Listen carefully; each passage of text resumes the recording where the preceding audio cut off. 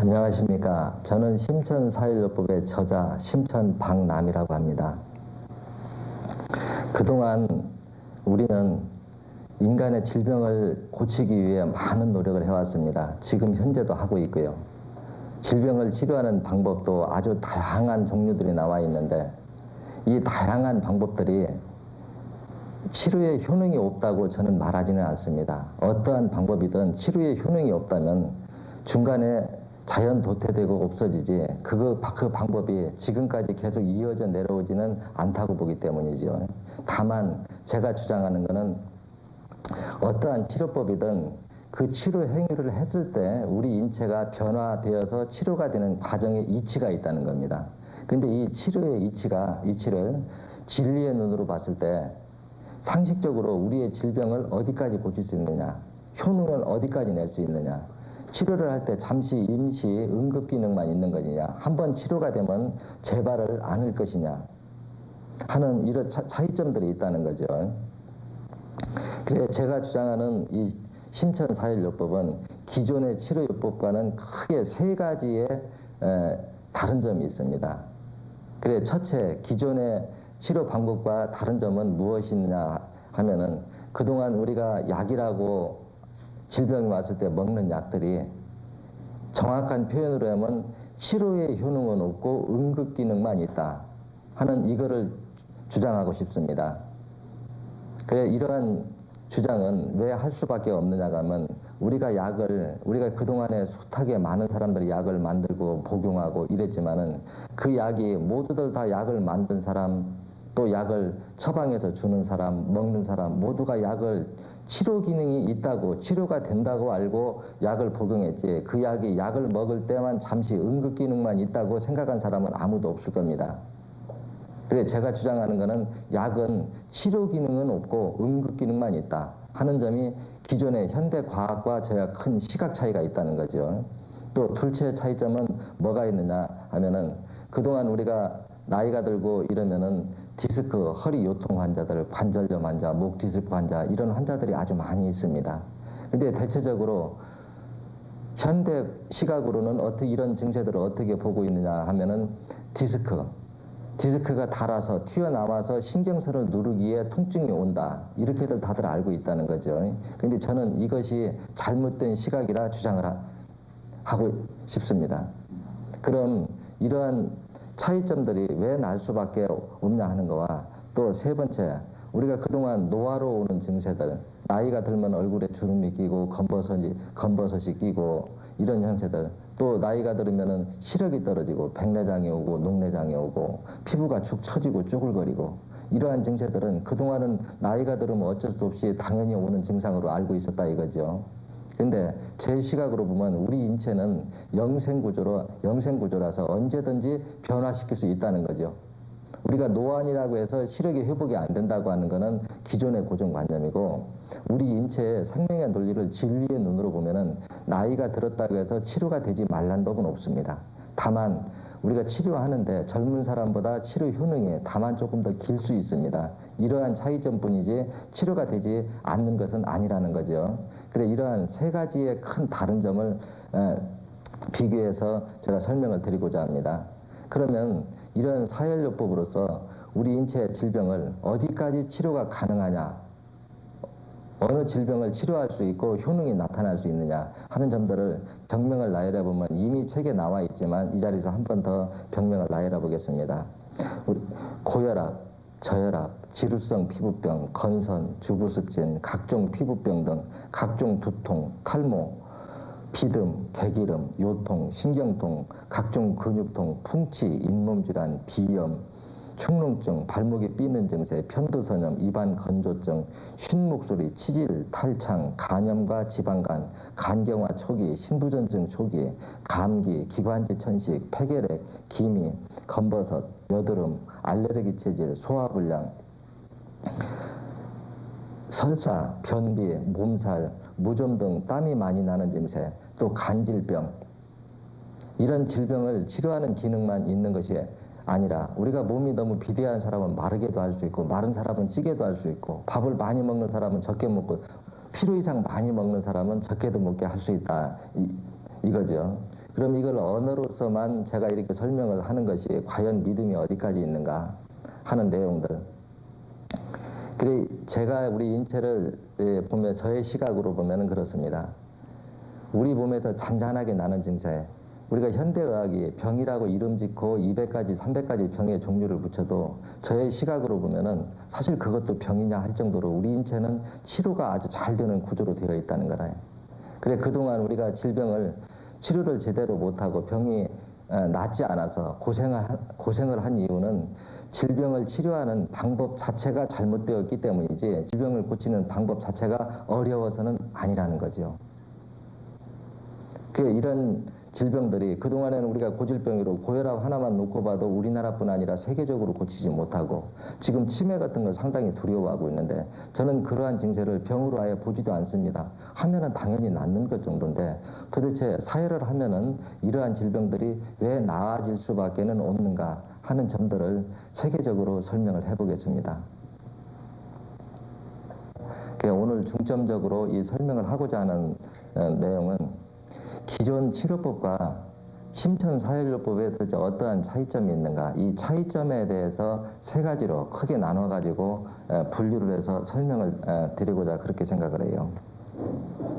이게 보통 보면 그동안 여러분들이 병원에 가서 약을 드시나 아니면은 약을 먹거나 약을 또 만든 사람이나 이렇게 입장으로 보면은 보통 약은 우리가 치료제로 알고 그렇게도 드셨을 겁니다. 세계 지금 어느 나라를 막론하고 약은 다 치료제로 알고 먹지 치료제가 아니라고 생각하는 사람은 하나도 없어요. 그게 응급처치약이라고 생각하는 분들은. 근데 이 심천사혈요법이 아주 간단하면서도 기존 현대의학하고는 크게 세 가지로 이렇게 다른 점이 있어요. 우리가 기존 치료법은 우리가 과학의술인데 과학의술에서는 성분학과 수치학으로서 모든 게 기초를 삼을 수밖에 없고 제가 주장하는 이 치료법은 논리의술입니다. 쉽게 표현을 하면요. 그래 논리의술에서 도출될 수 있는 이 생각과 과학적 분석에 의해서 나올 생각은 엄연히 구분이 크게 가면 다를 수밖에 없어요. 지금 현재 보면은 세계 그 많은 사람들이 이 의학을 공부하고 질병을 치료하기 위해서 이렇게 노력을 하고 있는데 지금 현재 하고 있는 방법들이 자신의 방법이 틀렸다고 그걸 깨닫고 하는 분들은 아무도 없습니다. 이 의술이라고 하는 것이 그렇거든요. 앞서 배운 사람들이 이렇게 어떤 치료법을 이렇게 내놓으면 뒤따라오는 사람들은 그거를 쪼르륵 이렇게 배우는 역할밖에 안 돼요. 그래 그 방법이 틀렸다 맞았다 하는 그 기준점 자체가 현실적으로 어렵게 되어 있다는 거죠. 그래서 제 눈으로 보면은 지금 현재 존재하고 있는 그 의술들이 치료 의술이라고 주장할 수 있는 그 내용은 아주 극히 얼마 안 됩니다. 제가 우리 인체 구조를 설명하는 것, 제가 우리 인체 구조를 바라보고 있는 시각, 현재 또 과학의술이 우리 인체 구조를 바라보고 있는 이 시각이 어떻게 보면 가까운 것 같으면서도 아주 큰 차이점이 있다는 거죠. 그래서 저는 우리 인체의 구조를 책에서 보면은 그렇게 표기를 하죠.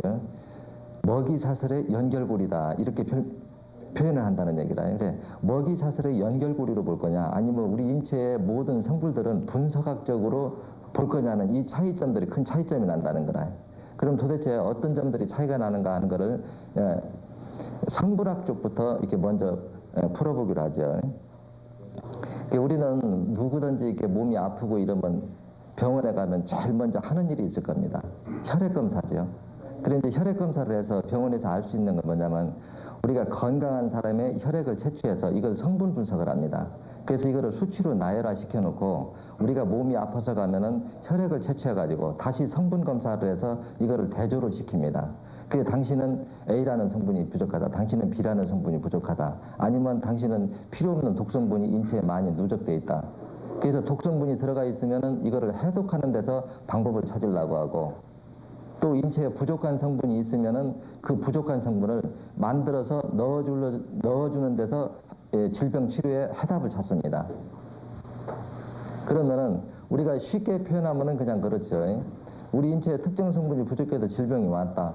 그럼 그 부족한 성분을 만들어서 넣어주면 이게 치료 방법이냐? 모두들 다 지금까지는 그렇게 알고 왔다는 거죠. 그게 모두가 당연시 여기는 이 고정관념. 이것이 제가 보면 현대의술의 제일 큰 맹점이더라 이거죠. 그럼 도대체 이것이 왜 맹점이 될 수밖에 없느냐가 하면은 우리 인체 구조를 자연의 이치와 비교를 해서 분석을 하면은 먹이사슬의 연결고리인데, 먹이사슬의 연결고리라고 하면은 쉽게 얘기하면 우리가 음식물을 입으로 흡수해서 입에서 잘게 부수고 위에서 또 위에과 이렇게 섞이고 잘게 부서져서 장 속으로 넘어가면 장 속에 있는 미생물, 즉 유산균이 음식물을 갉아먹고 배설을 합니다. 먹었으니까 배설을 하겠죠. 그러면 그 배설물을 장이 흡수를 합니다. 그럼 또 장이 흡수하고 나면 그 장이 또 먹고 난 장세포가 먹고 또 배설을 한다는 얘기죠. 그럼 그 배설물을 다음에는 간으로 넘어가서 그 배설물을 필요로 하는 간세포가 한 집단을 이루고 산다는 거라. 그래 그 간세포들이 또 그 영양분을 먹고 나서 또 배설을 하면 그 배설물을 필요로 하는 다음 장기가 그 혈액을 또 먹고 산다는 거라. 그 일단 심장으로 넘어가죠. 폐를 거쳐서 심장으로 넘어가겠죠. 그래 심장을 거쳐서 산소를 머금고 인체 각 세포들한테 이렇게 전달을 해주면 다시 먹고 또 인체 세포들이 먹고 또 배설을 하면 그 배설물이 심장에 거쳐오면은 필요 없는 불순물들은 걸러서 밖으로 나가고 다시 필요한 물질들은 다시 또 심장을 거쳐서 다시 몸으로 계속 이렇게 회전하는 위치로 도는데, 여기에서 이 똑같은 현대 과학에서 보는 우리 인체 구조나 제가 보는 거나 비슷한데 여기에서 아주 그 차이점이 있습니다. 그래 뭔 차이점이 있는가 하면은 우리가 약이라고 하고 만들어 넣어주는 거는 도대체 어느 부분에 해당하냐 이게 문제거든요. 그래 약이라고 하는 거는 결국 뭐냐고 하면 우리 인체에서 특정 성분이 부족하다 그러면 그 우리 인체에서는 어떠한 성분을 성분학적으로 나와서 구분할 수 있는 성분들은 결국은 뭐냐, 그게 100가지 200가지로 분류를 해도 상관없습니다. 결국은 그 성분은 우리 인체 아니면 한 장기가 먹고 난 배설물에 불과하다는 거죠. 그래 먹고 난 배설물이라고 하는 거, 그럼 배설물을 만들어서 넣어주는 거와 제가 주장하는 사혈요법은 먹이를 넣어주는 거. 그 쉽게 얘기해서 배설물이라고 하는 거는 제가 순환의 법으로 보면 어때요? 배설물이 부족하면은 그 배설물을 보충하려고 하면 사혈요법에서는 그 먹이 공급을 해줘서 해답을 찾으려고 하는 거고, 기존의 현대의술은 그 배설물 자체를 성분 분석을 해서 부족분을 만들어서 넣어주려고 하는 차이. 이 차이가 엄청난 차이가 날 수밖에 없다는 거라요. 그렇겠죠. 우리가 배설물이라고 하는 거는 배설물은 우리 인체 특정을 부족하면 넣어준 거 떨어지면은 넣어줄 때는 우리가 그러잖아요. 배고픈 사람한테 음식을 준다가 뭐 어떻게 되겠어요? 일단 배는 안 고프겠죠. 먹을 때는 모른다는 거라요. 그렇지만 먹은 거 떨어져서 소화시키고 나면 다음에 또 넣어줘야 돼요. 이게 지금 현대 과학의술이고 우리가 먹는 약들의 효능이라 이거죠. 그러면은 먹을 거 떨어지면 또 넣어주고 하지 말고 그 우리가 인체에 특히 부족한 성분을 만들어내는 기관이 도대체 뭐냐. 우리가 신장이나 간이나 특정 장기라고 그러면 그 장기한테 먹이 공급을 시켜줘서 그 장기들을 그 성분을 만들어내게 해주는 거. 그럼 그 성분을 만들어내게 해주기 위해서는 각 세포들한테 영양 공급을 해줘야 되는데 이 방법에서는 어때요? 우리 인체에서 어떠한 장기들이 먹고 사는 영양분이라 해도 결국은 다 혈액을 통해서 공급이 되겠죠. 그러면 혈액은 어느 통로를 통해서 공급이 될까요? 혈관이죠. 그럼 혈관이 막히면 피가 못 돌면 영양 공급이 안 되고, 영양 공급이 안 되면 못 먹으니까 배설을 할 수가 없죠. 이런 시각으로 우리 인체 구성을 보면 당연히 치료라고 하는 단어를 붙이려고 하면은 먹이 공급을 해주는 방법이라야 우리가 치료의술이다 이렇게 볼 수 있는데, 그동안에는 배설물인 영양분을 보충한 배설물을 분석을 해서 넣어주는 방법으로 해답을 찾았기 때문에 지금까지 우리 질병에 대해서 그 많은 사람들이 연구하고도 치료의 해답을 찾지 못했다는 거예요. 이 사혈요법이 단순해도 그 단순한 내용 속에는 이런 진리가 숨어 있기 때문에 현대의학이 그 많은 사람들이 연구를 해서 치료를 해도 우리가 치료가 안 돼도 이 방법으로서는 치료가 가능한 겁니다. 그리고 인체의 어떠한 성분도 다 마찬가지예요. 피만 돌게 해주면 먹고 난 배설물이니까 사람들 먹여만 주면 그 배설물은 당연히 나오는 거죠. 그래서 제가 치료라는 단어는 책에도 그런 말을 하죠. 장기의 기능 자체를 회복시켜줘서 장기 스스로 하게 해주는 거, 이게 치료다. 근데 지금 기존에 있는 나와서 우리가 지금 먹는 약들은 장기의 원 기능을 회복시키는 건 아니고 단지 부족한 성분을 보충해주는 기능밖에는 없다. 그리고 우리 인체에, 그렇죠. 우리 인체들이 세포들이 한 바구 먹고, 이제 세포들이 먹고 나서 배설하면은 그 영양분이 다음 세포가 먹기 위해서 필요한 영양분이 있고 또 다음 세포가 먹기에 필요하지 않은 성분이 있습니다. 쉽게 해서 불순물이죠. 그걸 우리가 그냥 통상적으로 하면 소변과 대변이라고 할 수 있겠죠. 근데 이제 소변과 소변도 이거를 그냥 우리가 일상적으로는 소변이다 하지만은 좀 크게 세부적으로 분류하면 소변 속에도 요산과 요소 이렇게 두 가지로 분류를 할 수가 있어요. 그래서 쉽게 해서 요소하면 순수 수분을 표현하면 맞는 표현이 되고 산하면 우리 사람도 먹으면 대변도 보고 소변도 보고 그러죠. 그 대변에 해당하는 게 요산이고 소변에 해당하는 것이 요소다. 이렇게 구분하면 돼요. 근데 이제 사람도 그렇게 크게 분류를 하면은 대변은 잘 보고 소변은 이상이 있는 사람이 있고 또 소변에는 이상이 없고 대변은 잘 못 보는 사람이 있고 우리 신장 기능 중에서도 마찬가지입니다. 요산은 잘 걸러주고 요소는 못 걸러주는 경우가 있고 또 그 반대 현상이 일어나는 경우가 있다 이거죠. 그래서 만약의 경우 이제 신장이 요산을 못 걸러줬다. 제대로 걸러주는 기능이 떨어져서 혈액 속의 요산 수치가 높아졌다. 이게 극도로 높아지면 신부정이나 골다공증이나 이런 병들이 오거든요. 그러면 과학의술에서는 이거를 해결 방법을 어떻게 찾느냐 이게 문제란 말이에요. 그렇죠? 그래 과학의술에서는 혈액 속에 요산이 많다. 그런 방법은 딱 하나예요. 성분학으로 검사하면 그 요산을 해독시킬 수 있는 성분을 만들어내는 데서 해답의 실마리를 찾는다는 거라요. 그러니까 요산 쉽게 표현하면 요산 해독제죠. 그 요산 해독제라고 하는 것이 우리가 먹어서 그 병이 치료가 될 수 있나 우리 상식적으로 한번 생각을 해보라는 거예요. 사람도 우리가 살아있는 한 먹으면 끊임없이 대변과 소변이 볼 수밖에 없죠. 우리 인체도 혈액을 통해서 영양 공급이 되면은 먹고 나면은 배설은 필수적으로 해야 된다는 거예요. 근데 그 배설물을 녹인다고 약을 투여해가지고 그게 치료가 될 수 있겠냐는 거란 말이에요. 그래서 처음에는 예를 들어서 요산 수치가 10이다 가정을 할 때 10을 해독시킬 수 있는 약을 넣어주겠죠. 그러다 신장 기능이 떨어져서 요산 수치가 15로 되면 요산 해독제는 이제 15로 또 한 단계 높여야 됩니다. 또 두 단계 떨어지면 두 단계 높이고 이러다 보니까 그 약을 먹을 때 혈액 속에 요산 수치가 높아서 우리가 특정 질병이 왔다고 할 적에 요산 해독제를 먹으면 먹을 때는 모릅니다. 왜? 일단 혈액 속에 요산 수치는 떨어졌으니까요. 제독을 시켰어요. 그러지만은 그 떨어지게 해서 본인 모른다고 해서 신장 기능이 회복되느냐. 그게 요산 해독제가 신장 기능을 회복시키는 기능이 있느냐. 기능적 이치를 보면은 전혀 없다는 거예요. 그러니까 먹고 있는 동안에는 본인이 모르지만 신장은 계속 망가지고 있고 신장이 한 단계 망가지면 요산 해독제는 한 단계 더 높이고 또 두 단계 망가지면 두 단계 높이고 이게 악순환이 돼서 지금까지 유래될 수밖에 없었다는 거라요. 그럼 제가 찾는 방법은 뭐냐? 신장이 요산을 왜 못 걸어줬냐? 거기다 왜라는 단어를 붙여보면 결국은 신장의 여과 기능이 떨어졌다는 거라. 그럼 여과 기능이 왜 떨어졌을까 하고 또 거기다 지르를 던져보면 우리가 쉽게 얘기해서 신장이 여과 필터라고 그냥 간단하게 생각합시다. 여과 필터라고 하면 혈액이 여과기를 거치지 않아도 여과 기능을 할 수 있을까요? 할 수가 없겠죠. 그럼 여과기를 거치지 않으면 여과기로 왜 못 들어갔을까요? 그래서 이거를 제대로 풀어보면은 우리 인체의 혈액이 정상적으로 맑게 쉽게 얘기하면 우리가 신장이 요산과 요소를 못 걸러주면은 그 말을 뒤집어 보면은 소변이 혈액과 섞여 돈다 이렇게 이해하셔도 좋습니다. 근데 그 소변 성분을 걸러주는 걸 여과 기능이라고 할 때 그거를 정상적으로 걸러주려고 하면 1분에 약 220cc 정도의 혈액이 신장을 통과해야만이 신장과 간을 통과해야만이 피가 맑게 유지할 수 있다는 거라. 그래 이제 그 밑으로 200cc, 150cc 이렇게 떨어질수록 요산의 수치가 혈액 속에 이렇게 높아갈 수밖에 없죠.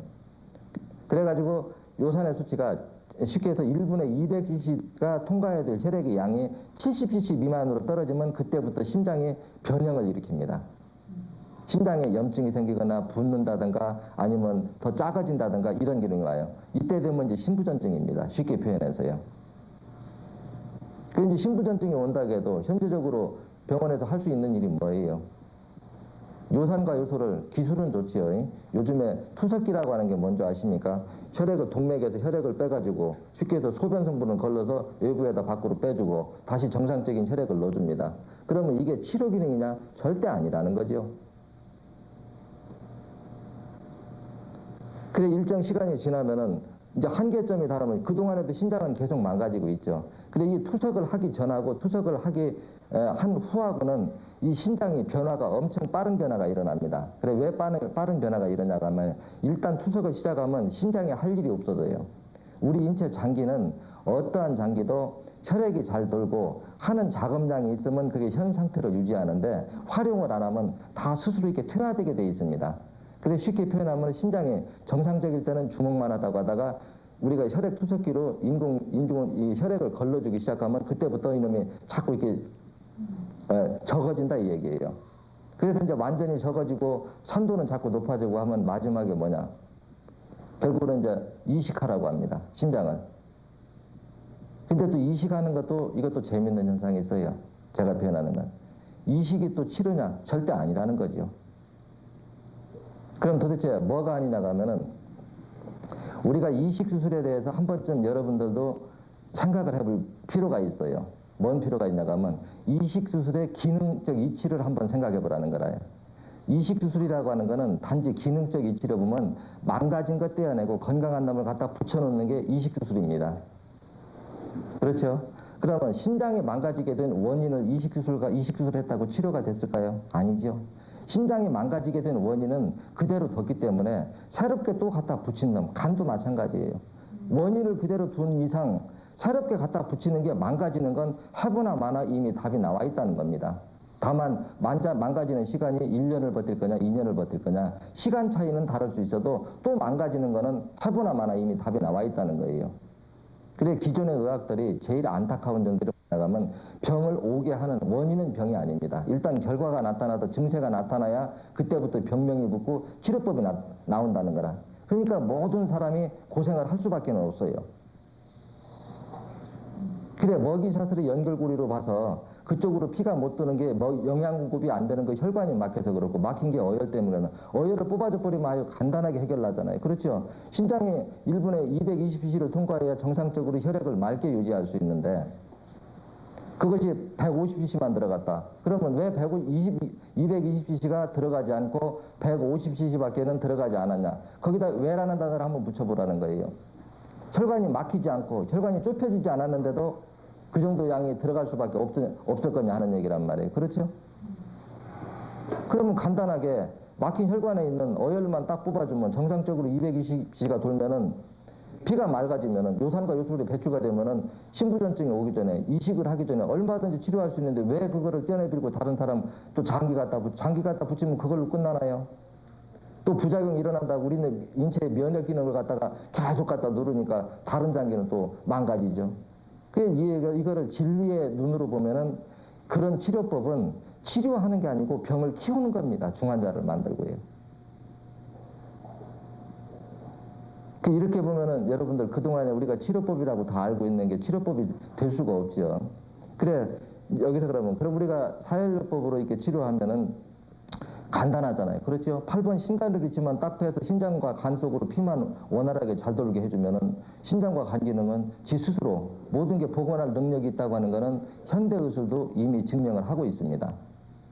그럼 우리가 기능적은 이렇게 치료가 된다고 하는데 그러면 만약에 세균학 질환은 세균학으로 질병이 오는 거 이런 거는 또 어떻게 할 거냐 하는 게 있죠. 이 방법도 푸는 거는 여러 가지 방법이 있습니다. 저는 아주 쉽게 풀거든요. 이게 어떻게 쉽게 푸냐고 하면은 모든 자연계의 생명체들은 우리 몸에서 들어와서 질병을 일으키는 그 원인균이나 우리 몸을 지키는 백혈구나 진화는 같이 했다는 겁니다. 이놈이 들어오면 싸워서 이길 수 있는 힘을 진화를 한 거나 적응적 진화는 같이 했다는 거예요.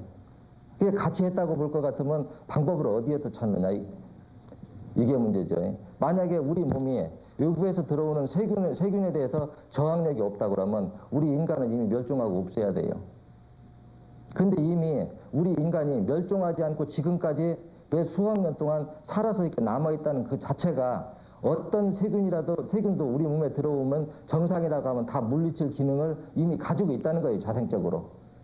왜 가지고 있느냐? 양쪽의 진화를 같이 했기 때문에. 그러면은 우리가 현대 과학 기술처럼 세균의 종류가 한 5만 종류나 되는데 그 5만 종류의 종류를 한 가지 한 가지 따로 밝혀가지고 약 하나 만드는데 7년, 10년씩 건너서 그놈을 죽이는 약을 만드는 게 빠르겠어요? 아니면 우리 몸을 정상으로 해서 우리 몸의 백혈구를 정상적으로 세균을 잘 힘을 길러줘서 우리 몸에서 스스로 물리치라고 하는 게 빠르겠어요? 그래 기존에 우리가 항생제나 이런 요법들이 결국은 뭐냐고 하면은 설명하면 아주 간단합니다. 우리가 농사 질 때 예를 들어 고추밭이다 한번 비교합시다. 고추밭에 벌레가 많이 있겠다고 가정을 해요. 그러면 거기다 우리가 농약하면 뭐하죠? 살충제 하죠.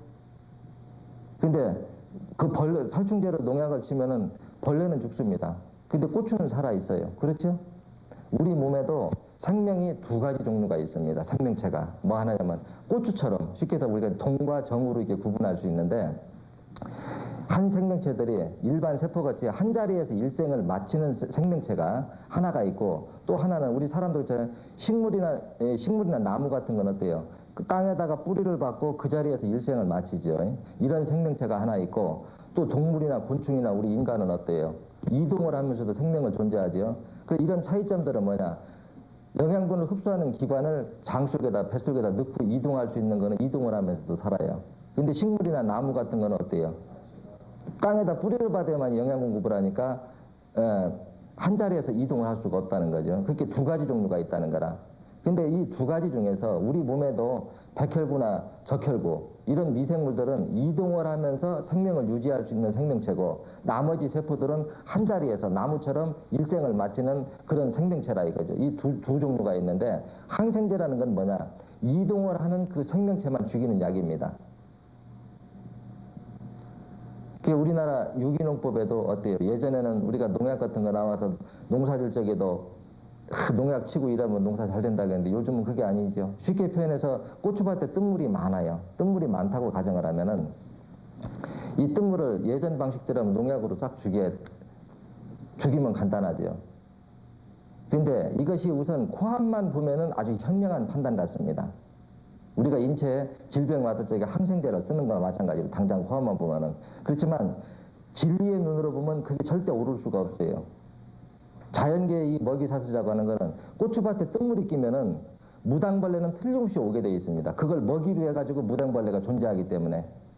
그런데 이거를 농약으로 탁 죽여버리면 무당벌레도 뜬물도 존재하지 않습니다. 쉽게 얘기해서 뜬물을 죽일 수 있는 자생력은 무당벌레가 존재하지를 못한다는 거예요.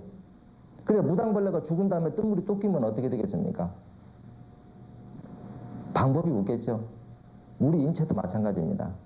우리 인체가 백혈구가 무당벌레라고 하고 외부에서 들어오는 게 뜬물이라고 가정을 할 때 농약을 우리가 항생제를 먹으면은 외부에서 들어온 침입균이나 우리 몸의 백혈구, 무당벌레나 동시에 두 개가 다 죽는다는 거예요. 그러면 우리가 외부에서 병원균이 들어오면은 이놈들이 우리가 입을 통해서 호흡기에서 들어오지만 제가 보는 거 제일 많이 우리 몸 안에 들어오는 거는 어디로 제일 많이 들어오냐? 모공을 통해서 우리 인체 안으로 제일 많이 접근을 합니다. 여러분들 땀 많이 흘리고 나서 제대로 안 씻으면 몸살 오지요? 몸살이 왜 오는 줄 압니까? 외부에 침입한 들어온 균하고 우리 몸의 백혈구하고 둘이 싸움이 붙으면 고열이 발생하고 몸살이 오는 거예요. 그래 모공은 그럼 외부에서 병원균들이 우리 몸에 침투하기 언제가 제일 적기냐?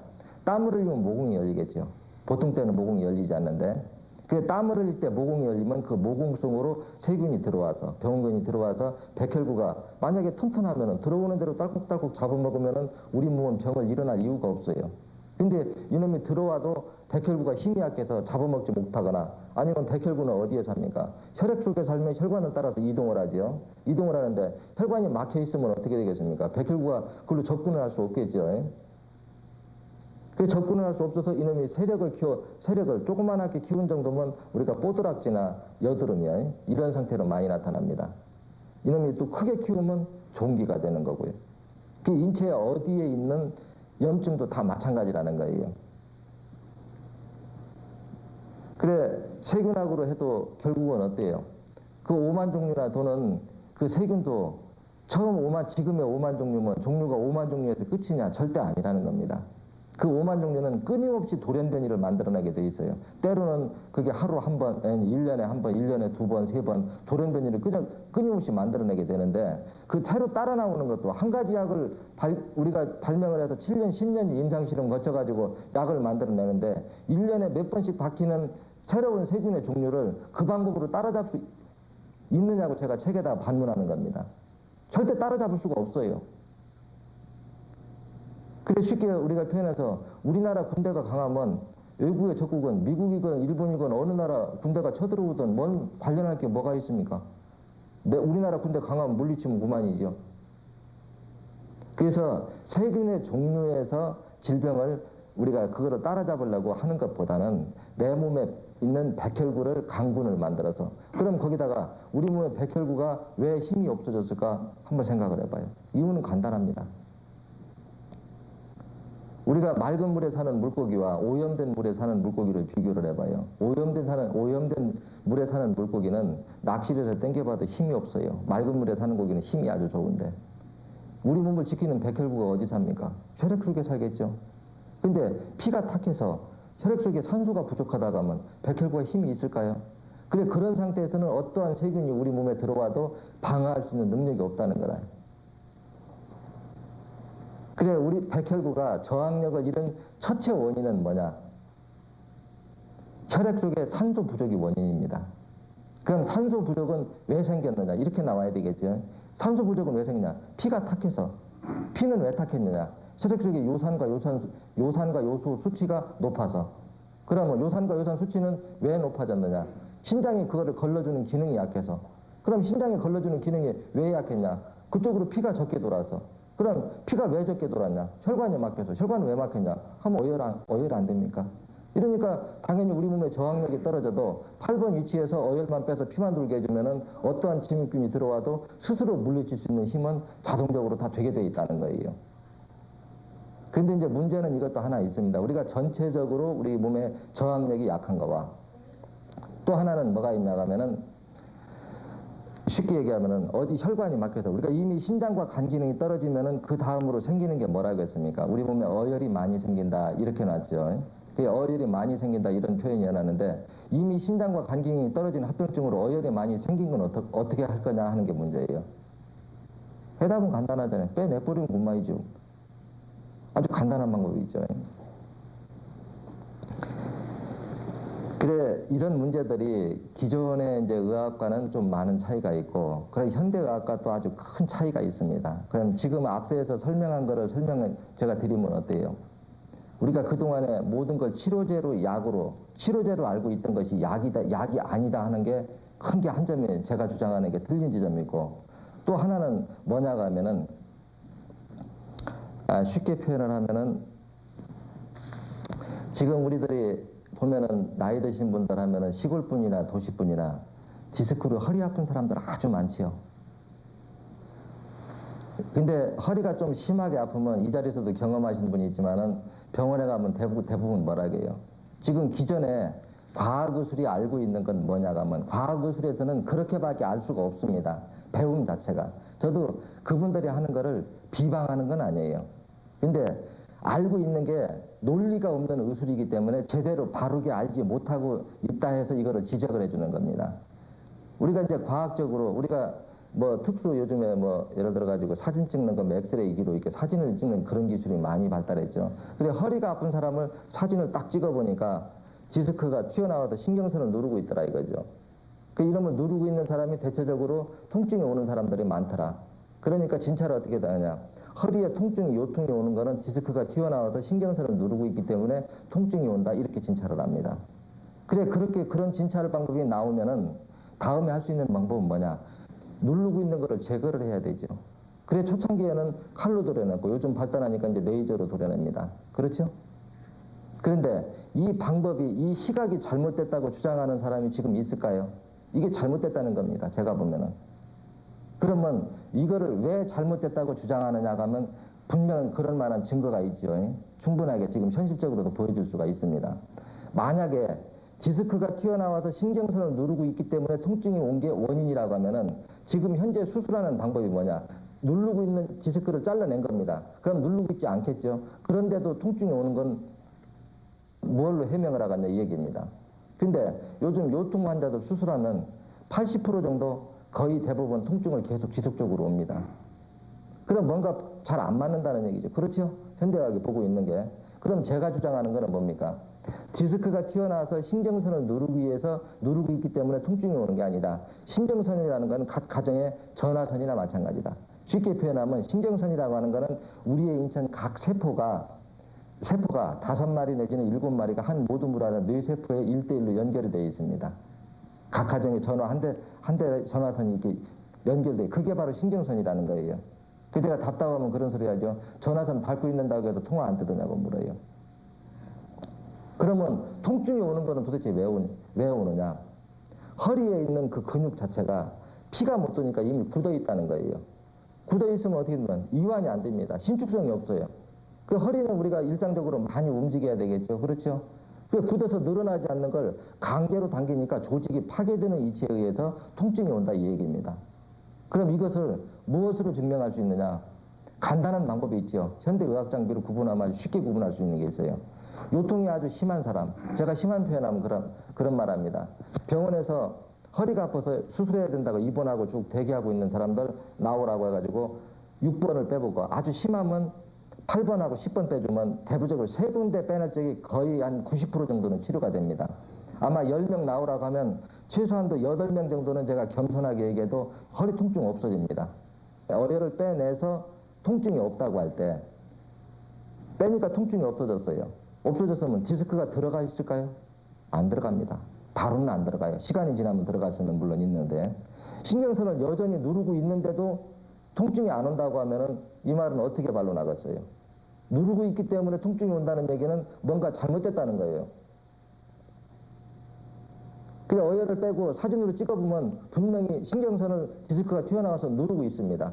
누르고 있는데도 본인은 통증 없고 일상적인 생활을 제대로 하고 있다는 거예요. 이런 단순한 것마저도 지금 기존의 생각들과 현대 의술이 생각하고 있는 거와 제가 보는 거는 인체 구조를 보는 거는 차이가 있더라는 거예요. 그러면 내 방식대로 디스크를 표현하면 뭐냐? 1차적으로 몸에 어혈이 생기는데 어혈이 생기는 소지들은 많지요. 이미 책에 이제 설명이 되어 있으니까 조금 그건 길으니까 좀 접기로 하고요. 어혈이 만들어졌는데 이게 6번 고혈압혈 위치에 쌓여서 피가 못 도니까 어떻게 영양 공급이 안 되겠죠. 영양 공급이 안 되니까 골수가 안 만들어졌다는 거예요. 그래 골수가 없기 때문에 디스크가 닳았고 디스크가 닳다 보니까 얇아졌고 얇다 보니까 헐거워져 가지고 힘을 잘못 쓸 때 튀어나와서 신경선을 누르고 있을 뿐이라는 거라.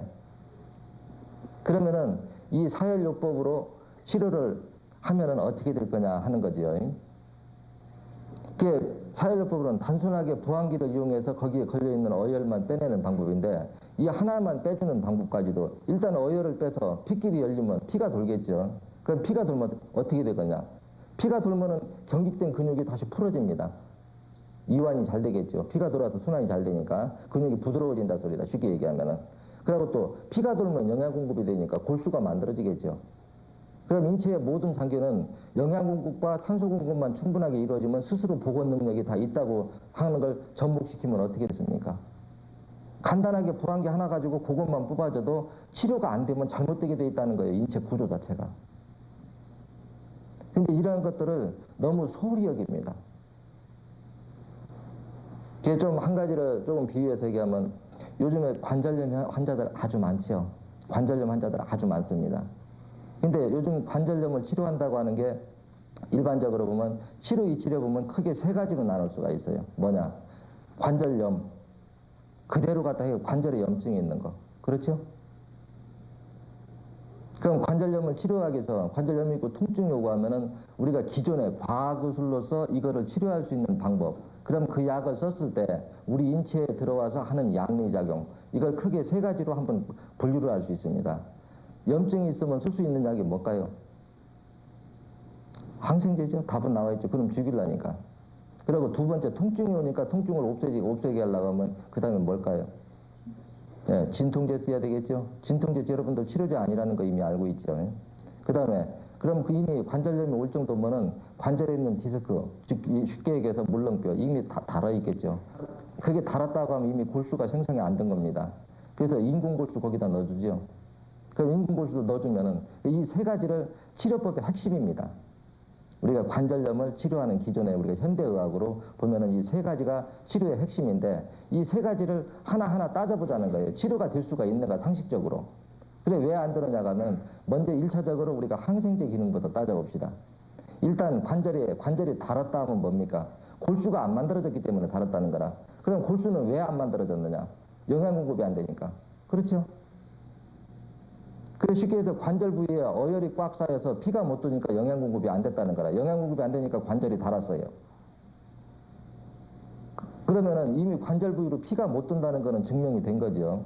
증명이 됐으면 우리가 항생제나 주사약이나 이거를 먹으면 어떻게 되겠습니까? 일단 혈액을 따라서 환부까지 들어가게 돼 있어요. 그런데 이미 혈관이 못 가서 피가 못 도는데 항생제를 먹는데 어떻게 염증균이 있는 데까지 그 항생제가 침투할 수 있을까요? 그래서 제가 답답하면 그런 말이다. 우리가 파리약을 놔도 파리가 죽으라고 하면 파리가 먹어야 죽는다. 우리가 관절 부위에 있는 염증 자체가 항생제가 성분이 거기까지 들어가야 되는데 이미 혈관이 막혀서 도달하지 못하는데 어떻게 거기에 염증이 치료가 될 수 있냐는 겁니다. 이렇게 보면 어때요?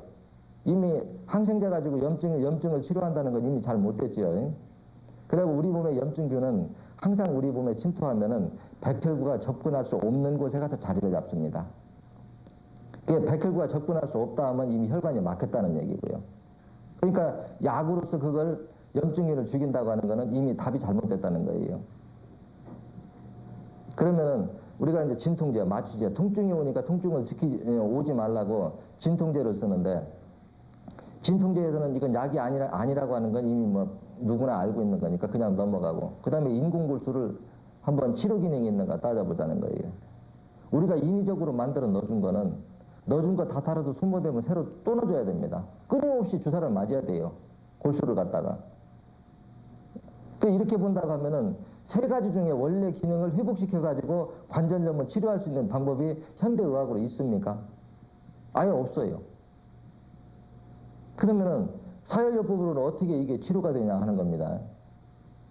그래 관절에 통증이 오는 이유가 제가 앞서서도 요통에도 말했지만은 관절의 근육이 그쪽 부위에 그러니까 실제적으로 우리가 통증이 일반적으로 병원에서 현대 과학의술이 지금은 관절이 마모가 돼서 이놈이 씻겨가지고 통증이 온다 이렇게 진찰을 합니다. 근데 저는 그렇게 진찰 안 해요.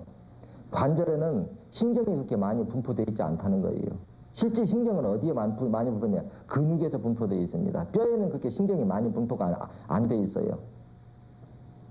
그래서 이 말이 그러면 실효성이 있느냐 없느냐는 간단하게 해결하면 관절염을 한번 사혈을 해보라는 거예요.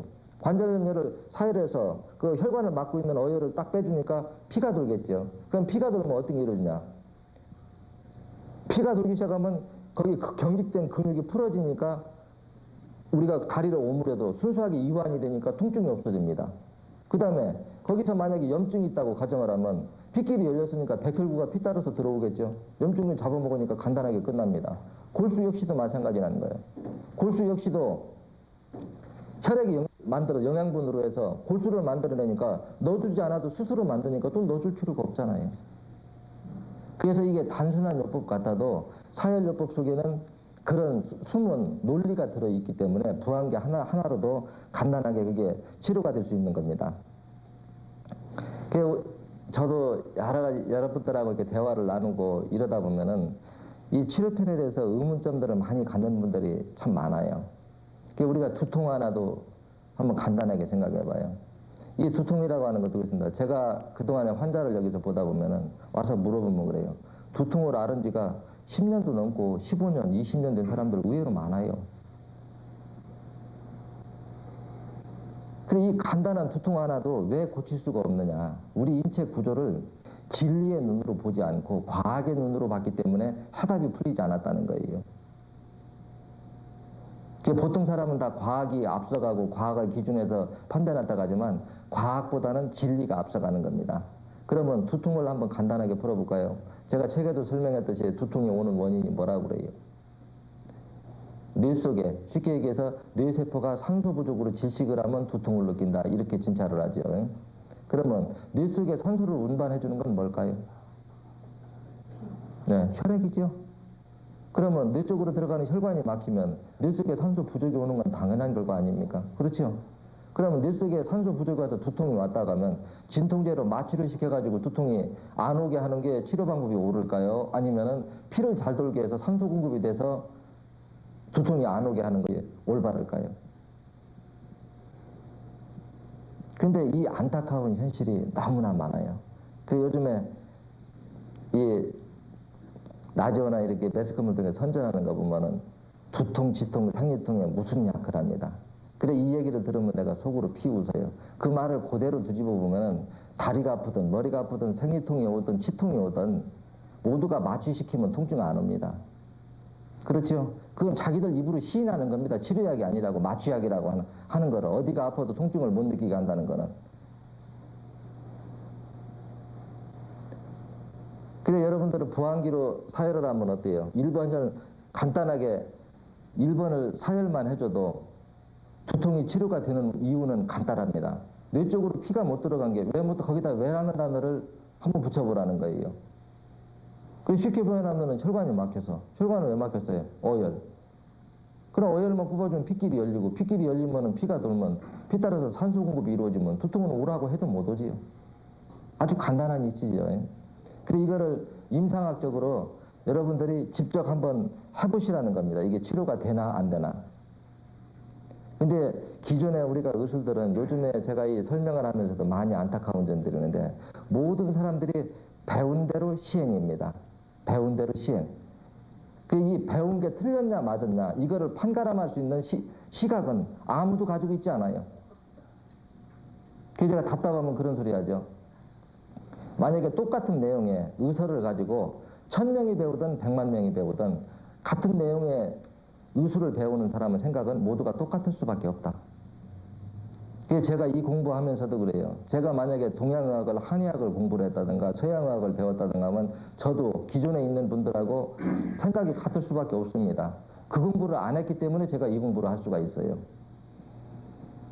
그 대신 저한테 약점도 있어요. 뭐가 있느냐. 제가 기존의 의학 용어를 모르지요. 성분학이나 수치를 이런 거를 정확히 표현을 못하는데 우리 인체가 어떻게 생명을 이어가는가 하는 그 이치 하나만 가지고도 우리 인체의 질병을 얼마든지 치료갈 수 있습니다. 그래서 저는 질병에 대해서 얘기하면 그렇게 얘기하거든요.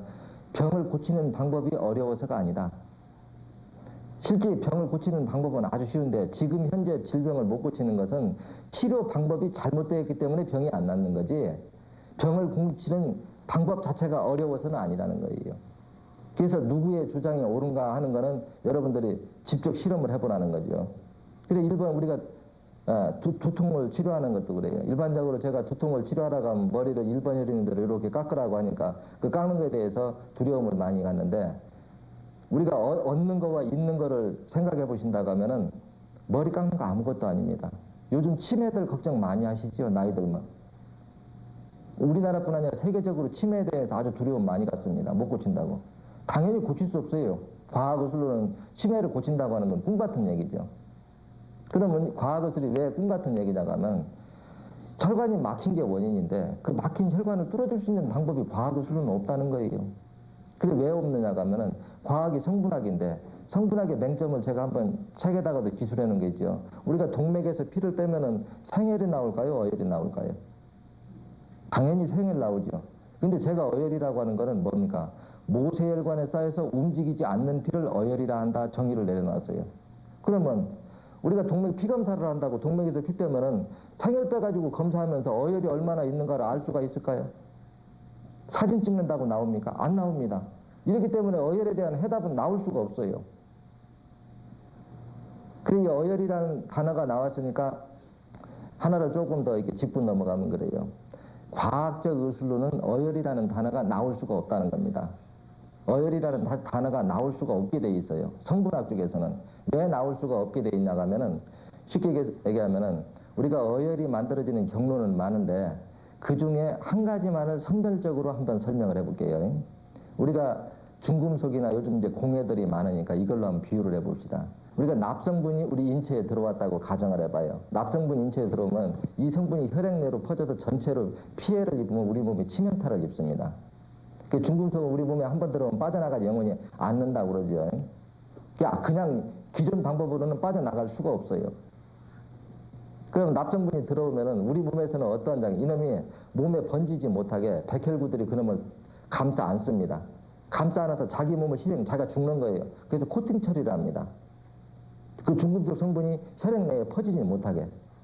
그래서 납성분은 우리 몸 안에 있지만 그 하나의 작은 중금속의 입자에는 백혈구들이 감싸서 코팅 처리되기 때문에 전체로 퍼지지는 않는다는 거예요. 그래 그 입자 알갱이가 그러면 어혈일까요? 생혈일까요? 입자 알갱이는 분명 어혈이죠. 백혈구가 죽은 시체니까 그렇겠죠. 그러면 백혈구 죽은 시체를 우리가 성분학으로 검사하면은 뭘로 나올까요? 지방질이나 단백질로 나올 겁니다. 그렇겠죠. 그러면 백혈구 살았놈을 검사하면 뭘로 나올까요?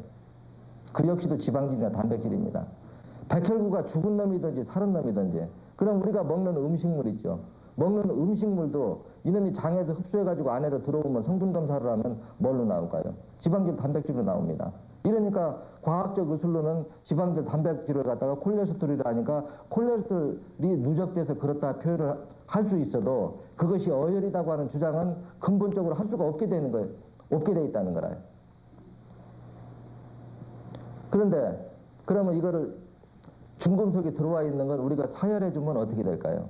그 어혈을 빼면 재밌는 현상이 있습니다. 제가 그러거든요. 저는 과학적 장비가 없기 때문에 실험을 할 수 없어도 실험을 하면 수치가 나올 걸 미리 내가 예측은 해줄 수 있다 그래요. 그러면 중금속이 들어왔는데 이는 퍼지지 못하게 입자가 감싸고 있는 게 어혈인데 이 어혈이 혈관을 떠돌면 어디 가서 걸릴까요? 붉은 혈관하고 간헐혈관하고 있으면 간은 모세혈관에 가서 쌓인다는 거라요. 그래 모세혈관에 있는 어혈을 딱 뽑아주면 어떻게 돼요? 그 안에는 틀림없이 중금속이 들어있습니다. 생혈 속에는 그래서 생혈도 빼면 굳고 어혈도 빼놓으면 굳어 있는데 어혈은 빨리 굳는 건 여러분들 이미 실험적으로 아시죠? 근데 생혈하고 어혈하고 똑같이 굳은 상태를 갖다 놓고 생혈은 온도가 식어야 굳습니다. 그럼 적어도 3분에서 5분 이상 경과해야 이놈이 응고가 되고 어혈은 빠르면 10초 이내에 굳습니다. 나오는 순간에 굳게 돼 있어요. 원래부터가 그게 쫀득쫀득하니 지방질의 농도가 높기 때문에 공기와 접하면 접하는 순간에 굳어버립니다. 그러면 똑같이 굳었다고 해서 생혈도 굳으면 덩어리가 되니까 같은 이거 생혈이랑 똑같지 않느냐. 이거는 하나는 알고 둘은 모르는 사람이 생각이라는 거라. 그놈을 갖다 검사를 해보라는 거예요. 그러면 이거를 쉽게 우리가 육안으로 검사를 주는 건 어혈하고 생혈하고 이런 걸 똑같이 갖다가 과산화수소에다 넣고 여러분들이 한번 싹 헤쳐보세요. 생혈이 굳은 건 아무것도 안 남습니다. 하지만 어혈 속에는 하얀 섬유질이 남아요. 껌같이 하얀 섬유질이 남아 있습니다. 그게 이제 지방질, 쉽게 얘기하면 비계칙으로 가기 전 단계이기 때문에 그 섬유질이 남는 건데 거기도 또 세분적으로 성분하고 그러면 어혈 속에는 틀림없이 중금속이 들어가 있을 수밖에 없어요. 왜? 감싸고 있으니까. 그렇겠죠. 우리가 제가 책에도 보면은 약만 가지고는 절대 치료할 수 없다 하고 단어를 내리는 게 왜 그런 거냐. 만약에 약이라고 하는 게 우리가 치료제라고 하면 어혈을 녹이는 약입니다. 그래 어혈을 녹이는 기능이 지방질이나 단백질을 분해하는 기능인데 만약에 중금속을 갖다 감싸고 있는 그 보호막을 녹여버리면 어떻게 될까요? 중금속이 다시 노출되겠죠. 노출되면 또 어떻게 됩니까? 백혈구가 달라붙어서 또 감싸고 또 죽어야죠. 화답이 없다는 겁니다, 그게. 그래서 약만 가지고 안 된다고 하는 게 사혈요법이 사혈을 할 수밖에 없는 이유가 바로 거기에 있는 겁니다. 그래서 약은 어혈을 그냥 빼서 안 나올 때 약으로서 좀 묽게 해서 빼내기 편리하기 위해서 약을 쓰는 거지 약만 가지고 이게 치료제다, 치료를 할 수 있다. 이거는 우리 인체 구조를 너무나 모르는 사람이 주장하는 내용이라는 거예요. 그 우리가 머리에 1번 이제 두통을 같은 거 빼라가면 머리가 이제 깎기가 불편하니까 이거를 많이 겁을 내는데 만약에 1번 두통을 사혈을 해줘가지고 치매가 예방되고 탈모 현상이 예방되고 머리에 비듬 있는 사람 비듬 없어지고 머리에 피부병이 있어 진물 나는 사람 진물 없어지고 중풍 예방되고 한다면 그러니까 머리가 뭐 대수인가요? 자르고 하면 그만이죠. 그렇죠? 이 사혈요법이 모든 거를 다 체계적으로 이렇게 다 저기 하려고 하면 끝이 없어요. 일반적으로 우리가 흔하게 하는 제가 고혈압과 협심증에 대해서 간략하게 설명을 좀 드릴게요. 지금 고혈압 하면 우리나라뿐 아니라 세계적으로도 못 고칩니다. 그래서 제가 보면 그래요. 그거 당연히 고칠 수 없지. 과학의술로는 이걸 고칠 수 있는 방법이 없어요. 진리의술로 보면 그거 병도 아니고. 그럼 왜 고칠 수가 없느냐가 하면은 병을 보는 고혈압이 먼저, 고혈압을 풀려고 하면 고혈압이 먼저 왜 오는가 하는 그 구분부터 되죠. 고혈압을 우리가 오는 원인이 저는 두 가지로 분류를 합니다. 그게 두 가지로 분류를 하는데, 하나는 뭐냐, 단순히 우리가 어혈이 생겼는데 이 어혈이 허리 6번 고혈압혈 위치에 쌓여가지고 하체로 내려갈 피가 상체로 몰려서 고혈압이 오는 경우. 그런데 이 경우는 치료하면 거저먹기입니다. 6번 빼가지고 어혈만 나오면 그 즉시 혈압이 뚝 떨어져 버리니까요. 그러면 이제 두 번째 고혈압의 원인은 뭐냐 하면은 이제 심장이 필요 이상 빨리 뛰어서 피의 압력이 높아진 거. 그 피의 압력이 이제 높아진 게 고혈압의 원인인데, 그러면 심장이 왜 빨리 뛰고 늦게 뛰느냐, 이것만 풀어보면 돼요. 심장이 빨리 뛰고 늦게 뛰고 결정하는 거는 뭐냐고 하면은 우리 몸속에 산소 함유량이 결정합니다. 우리 몸의 혈액 속에 산소 함유량이 낮으면 심장이 빨리 뛰고, 산소가 부족하니까 산소 공급을 위해서, 산소가 많으면 심장은, 산소가 풍부하면 풍부할수록 심장은 천천히 뛰게 돼 있어요. 그러면 우리 몸에 산소가 부족해서 심장이 빨리 뛰어서 혈압이 높아졌다. 그럼 이걸 역으로 풀면 어떻게 됩니까? 피가 탁하기 때문에 그렇겠죠. 피가 탁해진 원인은 심장이나 간 기능이 떨어졌기 때문에 피가 탁해졌다는 거예요. 그래, 심장이나 간 기능이 떨어져서 피가 탁해서 몸속에 산소가 부족, 혈액 속에 산소가 부족해서 심장이 빨리 뛰어서 고혈압이 든 경우, 두 가지로 분류를 할 수가 있다는 거죠. 근데 여러분들 2368번 빼주면 어때요? 8번 신간혈, 신장과 간 기능이 회복된다 해서 신간혈이죠. 그래, 2368번만 빼주면은 고혈압은 병도 아니다, 이렇게 주장을 하죠. 그래, 어떤 사람은 사혈에서 6번만 빼고도 금방 혈압이 떨어지는 사람이 있고, 또 후자 두 번째 같이 신장이나 간 기능이 떨어져서 혈액 속에 산소가 부족해서 심장이 빨리 뛰어서 고혈압이 오는 경우, 이거 두 가지로 구분이 된다는 거예요. 그래, 이거 진찰편으로 하면은 우리가 혈색만 보고도 전장과 후장과 이제 알 수 있는데, 여기서는 이제 그렇게 설명하기까지는 시간이 없는 것 같네요. 그 다음에 협심증에 대해서 조금 설명을 해볼게요. 우리가 협심증 하면은 어떻게 알고 있습니까? 심장 앞에 나와 있는 동맥이, 혈관이 좁혀진 거. 근데 그 좁혀진 게 안에 콜레스테롤, 이물질이 껴가지고 이제 우리가 혈관이 좁혀지면 이게 협심증이라고, 계단도 못 올라가고 숨이 아프고 이렇지요. 잘못하면 심장마비로 죽을 수도 있고 이렇습니다. 근데 이 방법을 기존의 방법으로는 어떻게 치료하느냐? 옛날 방법은, 제일 초창기의 방법은 뭐냐면 그 안에 콜레스테롤 껴있는 걸 긁어내고 혈관이 좁아졌다고 해서 거기다 스프링을 이렇게 말아 넣습니다. 혈관이 좁혀지지 말라고. 그 스프링을 이렇게 말아 넣고 보니까 이게 어느 정도 우선은 괜찮아요. 수술을 하고 나니까. 왜? 넓어지니까 피가 통과하니까. 그런데 어느 정도 하니까 스프링 사이에 이물질이 또 끼거든. 근데 다시 또 좁아진다 이거라. 그러니까 이제 그 다음 방법은 뭐냐면 거기다가 이제 관을 하나 이렇게 집어넣습니다. 플라스틱으로 만들어가지고 인공적으로요. 근데 관에 또 쩔어붙는단 말이에요. 일정 시간이 지나니까. 그래서 이제 그것도 안 되면 이제 또 새롭게 하는 방법이 뭐냐. 아예 굵은 횡관을 떼다 옆으로 이렇게 새로 다리를 놔줍니다. 핏기를 돌려줘요. 그래, 여러분들 일반적으로 이 얘기를 들으면 어때요? 참 많이 발달했죠, 과학이요. 그 부분에서는 저도 인정합니다. 근데 우리 인체를 진리의 눈으로 한번 봐달라는 거죠. 이 방법이 얼마나 잘못된 방법인가. 그 협심증 환자를 사혈법으로 고친다 그러면 이 말을 믿는 사람은 지구상에 아마 없을 겁니다. 저밖에 주장하는 사람 없을 거예요. 사혈법으로 고친다고 하는 게. 근데 제 시각으로 보면 협심증은 얼마든지 수술 안 하고 고칠 수 있는 병이 협심증이라는 거예요. 그러면 왜 협심증이 부항요법으로도 이게 치료가 가능하냐고 하면은 우리 혈관이 왜 좁아졌느냐 하는 원인만 찾으면 됩니다. 우리 몸속에 있는, 몸 안에 깊이 있는 혈관이든 외부에, 피부에 바깥에 노출되어 있는 혈관이든 부항요법으로는, 사혈요법으로는 얼마든지 이걸 치료를 할 수가 있어요. 그러면 사혈요법으로 왜 치료가 가능하냐고 하면 우리 혈관을 굳기를 결정하는 건 뭐냐고 하면은 온도가 아주 결정적인 역할을 합니다. 우리 인체의 모든 혈관은 온도가 떨어지면 수축이 되게 돼 있고 온도가 올라가면 언제든지 확장이 되게 돼 있다는 거예요.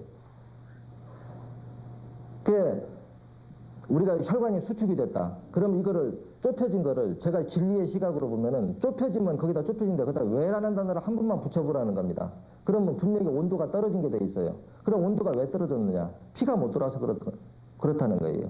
그래, 그 주변에 있는 어혈을 딱 뽑아주면은 어떻게 돼요? 피가 돌겠죠. 피길이 열리니까. 그 피가 돌면 온도가 올라가고, 온도가 올라가면 혈관은 자동적으로 확장되게 돼 있다는 겁니다. 근데 왜 그걸 생배를 째고 수술을 해요? 그러면 이미 안에 있는 콜레스테롤, 지방질이 껴 있는 거는 어떻게 할 거냐 하는 거죠. 근데 이 콜레스테롤이 끼는 것도 우리 인체 구조를 보면 여러분들 강물을 비교하면 쉬워요. 강물이 이렇게 쭉 흘러가도 물살이 빠른 곳에는 절대 이물질, 뻘이 가라앉지 않습니다. 유속이 느린 데 가서 가라앉게 돼 있어요. 우리 인체에 콜레스테롤이 끼는 것도 항상 피의 유속이 느린 곳에 가서 끼게 돼 있다는 겁니다. 그래서 이미 콜레스테롤이 껴있는 건 긁어내 본들 또 끼게 돼 있다는 거예요. 그러니까 제일장은 임시 응급 처방은 될 수 있어도 수술이 치료는 될 수 없다 하는 게 바로 그거거든요. 그러면은 사혈을 하면 어떤 현상이 일어나냐? 이걸 쉽게 이해하려고 하면 우리 혈관의 구조를 이해하면 아주 쉽습니다. 쉽게 표현하면 여러분들 심장이 혈액을 품어준다고 하는 거는 이미 알고 계시죠? 이미 알고 계시면 동맥 끝에는 모세혈관이 있고 모세혈관 뒤에는 다시 정맥이 있습니다. 그러면 중간 동맥과 정막의 중간에는 뭐가 있을까요? 모세혈관이 있죠. 그럼 모세혈관에서 어혈이 막혀 있어도 동맥과 정맥에는 피의 흐름이 원활하게 돌 수가 없다는 겁니다. 그래서 모세혈관에 있는 어혈을 빼줘도 동맥과 정맥의 피의 순환이 아주 원활하게 잘 돈다는 거예요. 그러면 잘 돈다고 해서 안에 게 어떻게 될 거냐 하는 게 문제겠죠. 안에 우리가 콜레스테롤이 누적되는 게 우리가 음식물이 먹으면 장에서 이렇게 흡수를 하면 작은 분자식으로요. 우리가 물 위에다가 기름을 띄워 놓으면은 이게 기름이 방울방울하니 있겠죠. 아주 작은 입자로 영양분이 그렇게 해서 혈액을 타고 돕니다. 그러면 그걸 각 세포들이 영양분으로 해서 흡수를 하는데 사람도 음식을 먹으면 소화를 잘 시키는 사람이 있고 못 시키는 사람이 있어요. 그렇죠?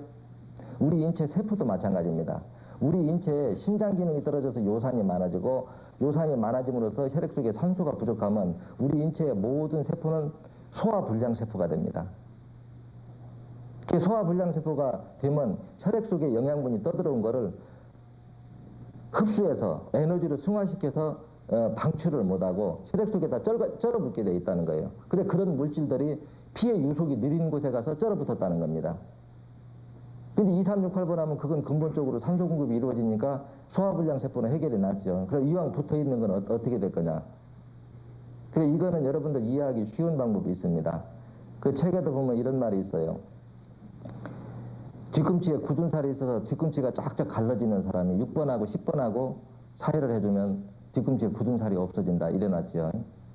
이 말은 쉽게 얘기하면 우리 인체의 모든 세포들은 일정 주기로 인해서 순환적으로 45일을 주기, 때로는 50일, 60일 그런 차이는 있을 겁니다. 일정 주기로 인해서 세포가 바뀌게 되어 있다는 거예요. 이 말을 직접적으로 표현을 하면 혈관벽이 태어나서부터 만들어진 게 죽을 때까지 가지고 가는 게 아니라는 겁니다.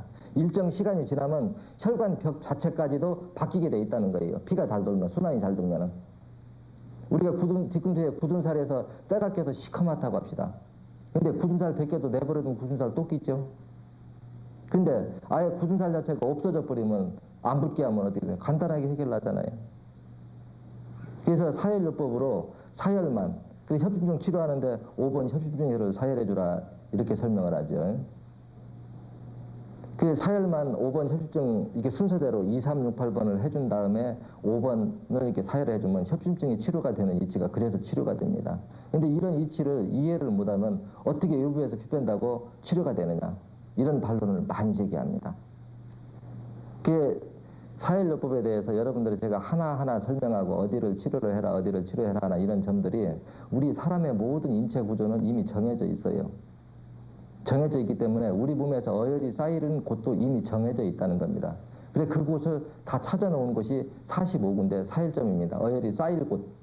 그래 그곳으로 어혈이 쌓여서 피가 못 들면 그쪽으로 피가 돌아서 영양 공급을 받아야 재기능을 할 장기가 망가진다. 그럼 그 장기가 망가짐으로써 제2의 3의 병이 올 수밖에 없다. 이런 얘기입니다. 그 병명을 노르고 그래 여러 가지 질병에 대해서 따로따로 논자면 참 끝이 없어요. 그래 이제 간단하게 우리가 순환기 계통의 이런 질병을 그냥 포괄적으로 논아서 이게 마감을 해주자고 하면 이렇게 이해하면 좋습니다. 우리가 현대 과학의술이 발달하다 보니까 병의 종류를 아주 많이 논아놨어요. 뭐 200가지, 300가지 병의 종류가 될 겁니다. 근데 200가지, 300가지 종류 여러분들 다 아실 필요 없습니다. 저는 그렇게 얘기해요. 나 개인한테는 설명을 하라면 저는 충분히 해요. 어떤 병이라고 해도 설명을 하지만 이거를 포괄적으로 설명을 해주자면 저는 이렇게 포괄적으로 단답을 해줄 수가 있습니다. 쉽게 표현하면 병의 종류가 200가지, 300가지에다 그 하나하나에다가 왜라는 단어를 한 번만 붙여보라는 겁니다. 그러면 결국에는 오장육부 중에 한 장기가 고장이 났냐, 두 장기가 고장이 났냐. 오장육부 중에 한 장기가 기능이 떨어진 합병증에 불과하다는 겁니다. 병의 종류가 아무리 많아도요. 그럼 오장육부는 우리 몸에서 이미 정해져 있잖아요. 그래 그 오장육부를 회복시킬 수 있는 게 사혈요법으로 충분히 가능하다는 거죠.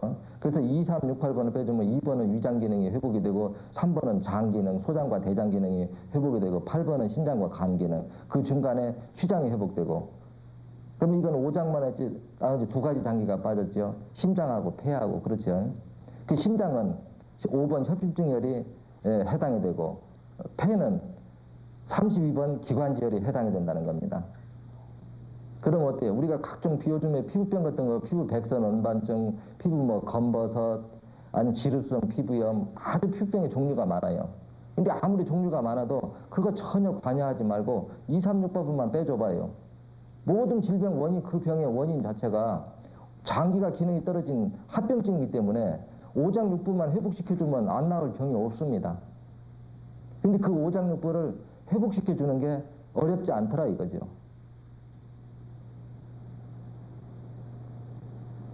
모든 병이라고 하는 건 저는 보면 그래요. 제 개인적으로 보면은 병 고치는 것 같이 쉬운 거 없어요. 근데 어렵다고 생각하면 끝없이 어렵고 쉽다고 생각하면 아주 쉽지요.